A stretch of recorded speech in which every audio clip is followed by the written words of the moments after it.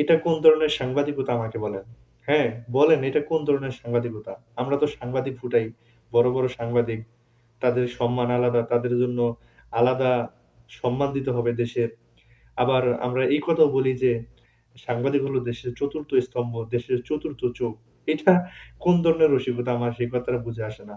যদি সাংবাদিক দেশের ৪র্থ স্তম্ভই হতো, ৪র্থ চোখই হতো, তাইলে গত ১৬ বছরে শেখ পরিবার ১৭,০০,০০০ কোটি টাকা দেশ থেকে পাচার করে নিয়ে গেছে। এটার একটা নিউজও আপনারা করতে পারলেন না, তার কারণটা কি?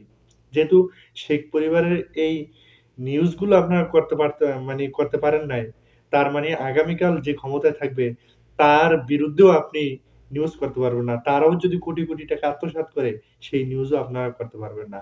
আপনারা কখন আগালেন?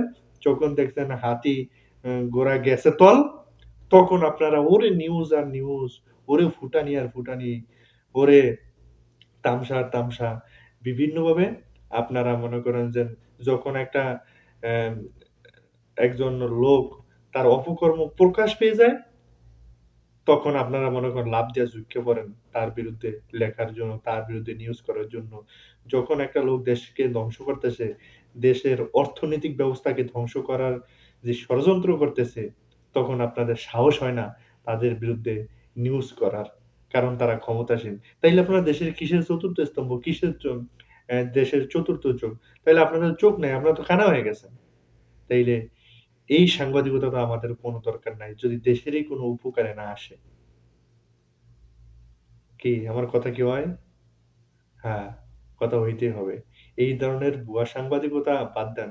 যদি পারেন দেশ, মানবতা, ইসলাম এবং এই দেশের গণমানুষের পক্ষে কথা বলেন। এই সাংবাদিকতাই আপনার জন্য সার্থক হবে। কারো পা চাটা, কারো দালালি করার মাধ্যমে সাংবাদিকতা কইরেন না। এতে দেশ ধ্বংস, দেশের অর্থনৈতিক ধ্বংস, মানুষের অধিকার ধ্বংস। সুতরাং এই ধরনের এই পা চাটা সাংবাদিকতা থেকে, হলুদ সাংবাদিকতা থেকে আমাদের বিরত থাকতে হবে। যদি সাংবাদিকরা সজাগ থাকে, তাইলে এই দেশকে উন্নত দেশের মতো, উন্নত দেশের দেশের রোল মডেল হিসাবে এ দেশ প্রতিষ্ঠিত হবে। আসসালামু আলাইকুম। আজকের ভিডিও এ পর্যন্তই। পরবর্তীতে নতুন কোনো ভিডিও নিয়ে আবার দেখা হবে ইনশাআল্লাহ।